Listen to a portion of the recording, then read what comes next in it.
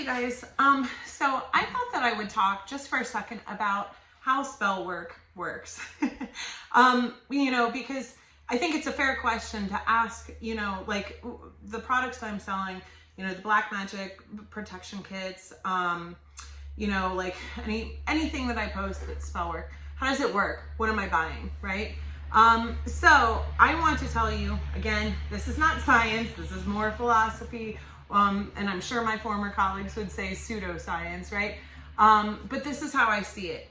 Essentially, I talked in the video, Mechanics of Manifestation, essentially what I believe in terms of this being a lower reality, as well as it having like an interface with the higher realities, right? And I believe that interface lays within that theta state range.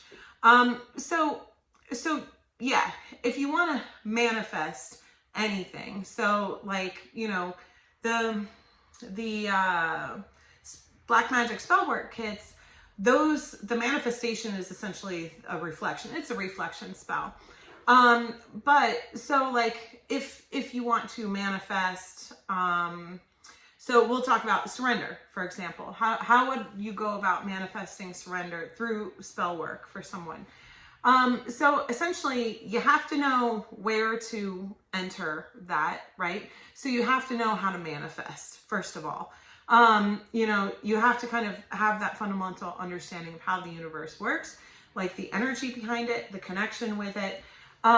And then in terms of manifesting a specific thing like surrender, like the ability to release, essentially that comes down to an energy, right? That energy is that feeling. So you essentially also have to have mastered whatever it is that you're creating a spell for. I don't believe that you can create a spell for an energy that you have not yet mastered. Do you see what I mean? You have to go through that experience. You have to know what that specific feeling feels like, that vibration, as well as like the complexities of it. You know what I mean? Because it's not just one thing, it's the journey. You're essentially recreating that journey and putting that intention, that vibration, and that energy into your materials. And so that's why, as an herbalist, I'm using multiple materials because I want it to have a three-dimensional effect, again, on your meat suit, right? Our 3D matrix, physical incarnate bodies, because that's real. That's real in this reality, right? So we have to recognize that is a part of us as beings. That's a part of us as manifestations. So that's why I think herbal work is extremely powerful, is because it's actually the 3D and the 5D, because I'm also looking for specific interactions with those specific materials. So you basically have to know how to manifest, where to enter that energy into the matrix, as well as mastering the emotions or kind of principle or concept behind it.